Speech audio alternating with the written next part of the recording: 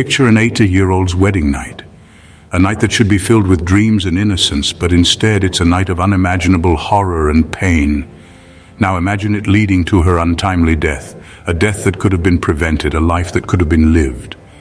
Today we're talking about Rawan, an 8-year-old girl from Yemen. Her story is not just a tragic headline, it's a stark reminder of the harsh realities faced by many young girls in Yemen and around the world.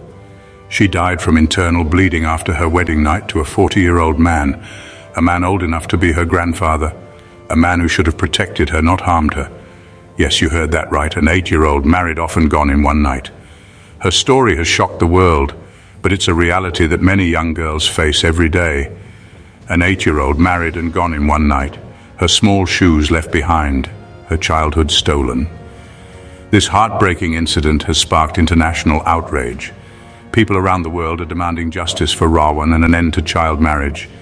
Yemen's Human Rights Minister, Huria Mashour, called for an end to child marriage. She has been a vocal advocate for the rights of young girls, fighting against deeply ingrained cultural norms. But local officials in Harad denied the story, calling it baseless. They claim it's a fabrication, a lie to tarnish their community's reputation. Conflicting reports and information suppression seem to cloud the truth. The real story gets lost in a web of denials and cover-ups. Child marriage is not rare in Yemen. It's a practice deeply rooted in tradition and poverty.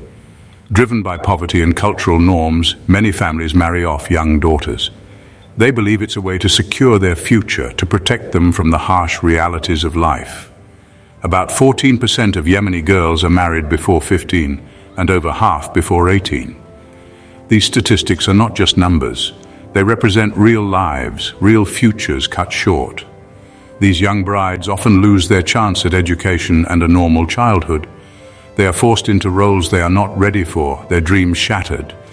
These girls often lose their chance at education and a normal childhood. They're robbed of their innocence, their right to learn and grow.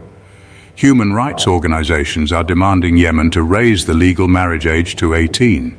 They're calling for laws that protect young girls, that give them a chance at a better future.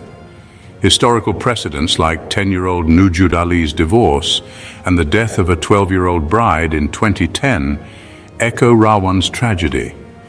These stories highlight the urgent need for change. The death of a 12-year-old bride in 2010 and Rawan's story are not isolated incidents. They are part of a larger systemic issue that needs to be addressed. This isn't just a statistic.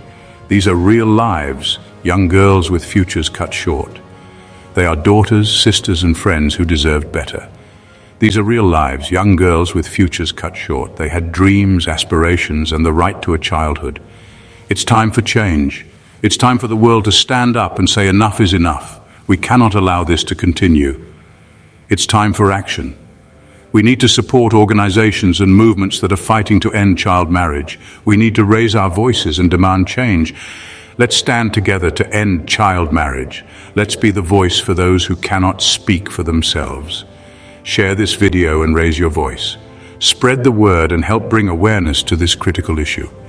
Thank you for watching. Your support and awareness can make a difference. Stay informed.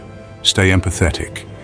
Together, we can create a world where every child has the right to a safe and happy childhood.